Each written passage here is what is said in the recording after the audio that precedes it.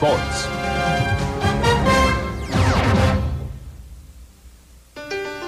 It was just a year ago that Bobby Rahal began his climb to the IndyCar Championship. But today is a different story. Failure to qualify at Indy, coupled with a change in chassis, leaves Rahal with an uphill battle to defend his title. Indy 500 Rookie of the Year, the reigning Formula One champion Nigel Mansell, has the points lead. Nigel's IndyCar debut in Australia left the fans cheering and his competitors worried about his hard style of driving and reckless abandon. He won from the pole at Australia, but Nigel's first drive on an oval was not as pleasant. This crash during practice left him sidelined for the Phoenix race. A third-place finish at Long Beach and at Indy secured his spot at the top of the IndyCar fight. Nigel's teammate Mario Andretti is off to his best season in 10 years. A fourth at Australia and a win at Phoenix catapulted Mario toward the top of the points. But a failed engine in Long Beach and tire problems at Indy have dropped him to second in the points. Replacing three-time champion Rick Mears is not the easiest of tasks. But there is one man who has the talent. It's Paul Tracy. Last year, he showed the skill and aggressiveness needed for greatness, but also an inability to keep the car off of the guardrails. This year, after lapping the field twice at Phoenix, the young Canadian again found the wall. But Tracy persevered through, claiming his first IndyCar victory at Long Beach despite 2 extra pit stops for damaged tires. Tracy's good fortune did not last, as he found the wall again, this time at Indianapolis. Emerson Fittipaldi is another champion in the hunt for the PPG Cup. After a second at Australia, Emo suffered a crash while leading at Phoenix. Long Beach was disappointing too, but he made up for it by outfoxing Nigel Mansell on a late race restart at the Indy 500, winning his second and Roger Penske's 9th race at the Brickyard. Indy is over, and the focus now is the PPG Cup and the championship of the Indy cars.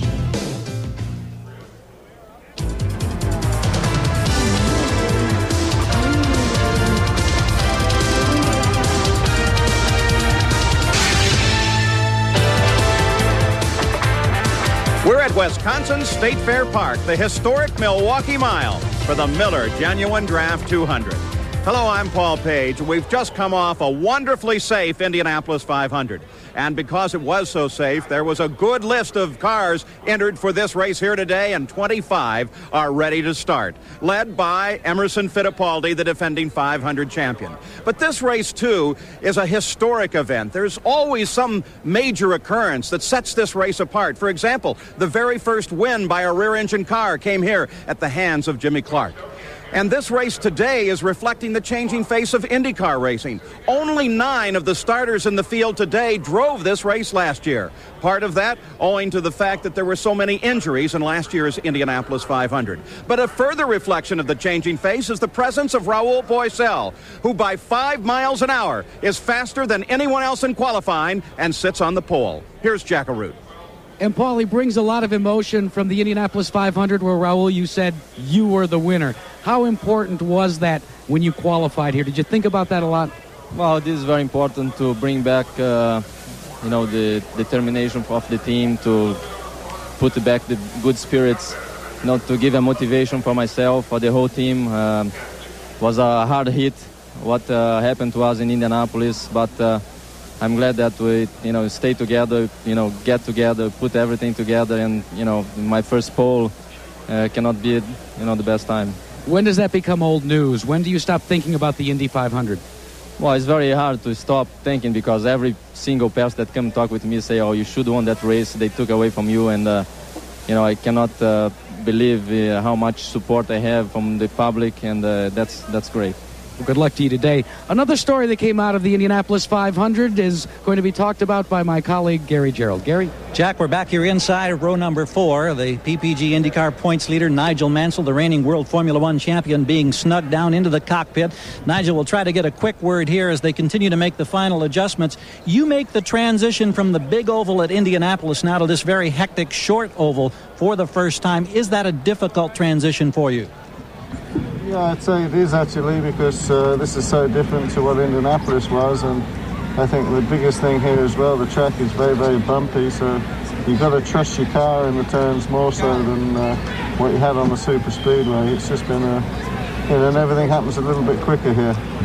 Nigel says it's still tough getting used to turning left, particularly after last week at Indianapolis, now again for 200 miles here at Milwaukee. Let's go back up to Paul Page.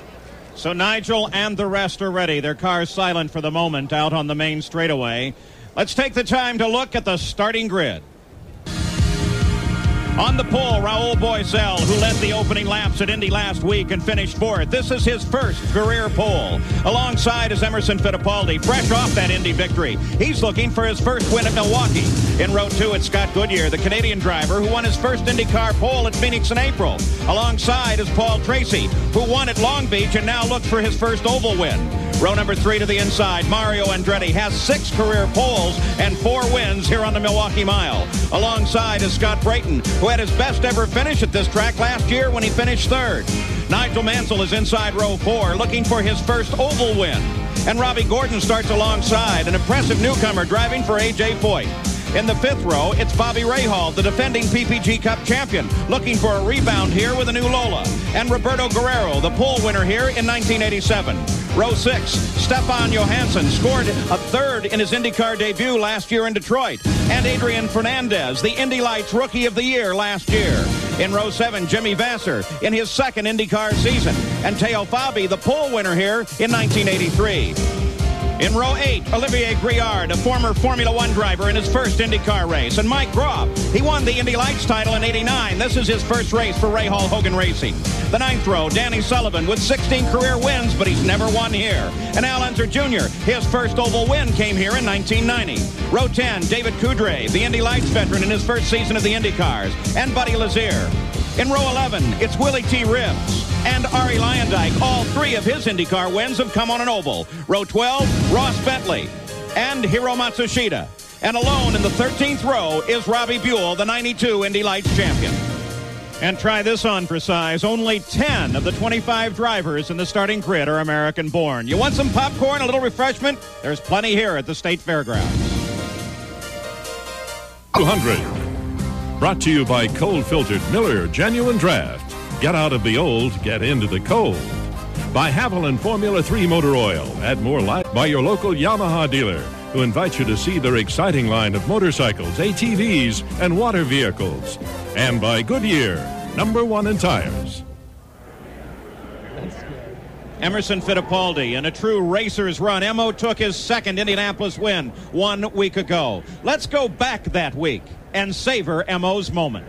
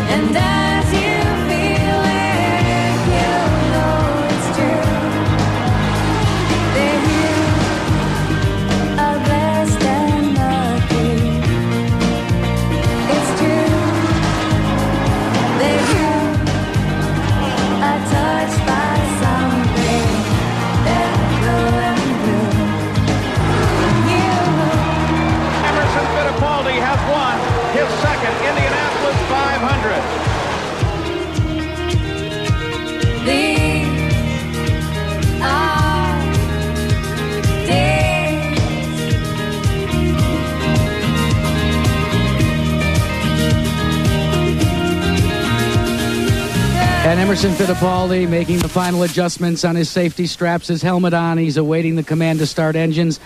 Emerson, now 7 days later, the Indianapolis 500. What effect has it had upon your life this week?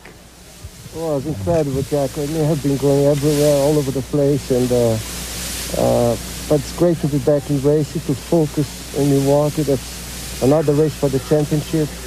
and, have to try harder here, but that's fantastic to Indianapolis. Paul, a lot of people forget that it's very difficult the following week because there's so many public appearances. Fittipaldi didn't arrive to the racetrack until 15 minutes before the first practice session on Friday. Fittipaldi and the rest, Sam Posey, the focus now changes to the championship itself. Yes, and with 4 different winners in the first 4 races, that championship battle looks very tight indeed. Yet on closer inspection, it may very well be that Nigel Mansell is in the process of running away with it. He's only been in 3 of the 4 races, and yet he has a 7-point championship lead.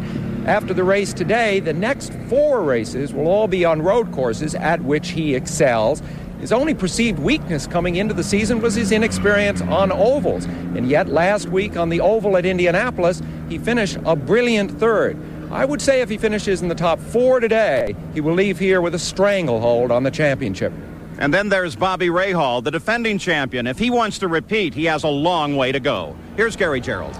Paul, no question, it's bounce-back time right now for Bobby Rahal. He starts today back here inside of the row 5. All of this after the bitter disappointment of the month of May and being bumped out of the Indy 500. They've put the Rahal-Hogan chassis project on hold. They took delivery of a Lola on Monday. This crew worked virtually around the clock this week to have the car race ready. Rahal on the track for the first time Friday afternoon. Bobby says his confidence is back. The crew's rejuvenated. He says he feels 10 years younger. And right now they're ready to get back in this championship hunt. Keep in mind, they dominated the mile ovals last year, winning 3 of 4. The one they didn't win, they were second here at Milwaukee. Paul? The good news about this track, Bobby Unser, is that it's a driver's track. Well, Paul, the Milwaukee Mile is banked only 9 degrees. Now, for a driver, that's a flat track, and it's also extremely rough. Now, the good news is it's very wide, a perfect oval with long turns, and the drivers can take several different lines through the turns, and passing can happen almost any place, often even 3 abreast in the turns. And because of this, handling and driver ability are far more important here than almost any other track that I know of. In fact, Milwaukee is known as being a driver's racetrack. And I promise you, today is going to be one heck of a good race. For the moment, they sit silent, but when we come back, we'll have the start of the engines on the Milwaukee Mile. In IndyCar. Gentlemen, start your engines.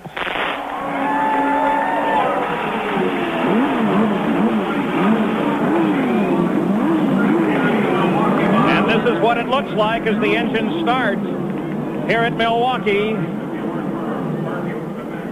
Bobby Rahal, his new car sits ready. The rest of the field all comes to life. Each crew indicating that their car is ready to go. Danny Sullivan, tremendous onboard camera shot. As we flip through some of the onboard cameras we have for you for this 200-mile run at Milwaukee.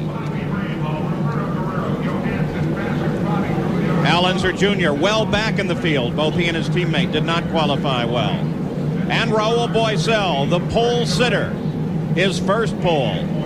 Still much anger from last week and the penalties that he was assessed, 2 different penalties that Raul feels cost him the Indianapolis 500. Maybe he'll make good for that anger today.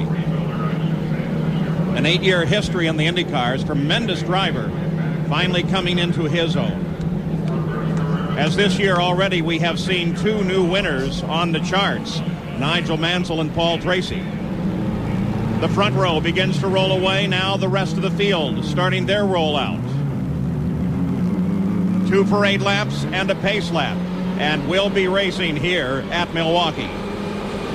The race record is held by Michael Andretti. He, of course, is not here in Formula One today. The real key there is the fuel stop expectations, but Bobby Unser has already calculated you need to get to the 66th lap for the first stop if you'd like to make this a 2-stop race.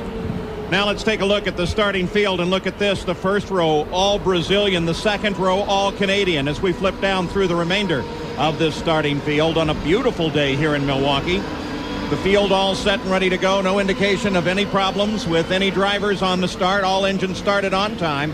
Missing from this field, though, you may have noticed that Lynn St. James is not here. Apparently not enough money to come to this race and complete her commitment, which was originally intended to be for an entire season.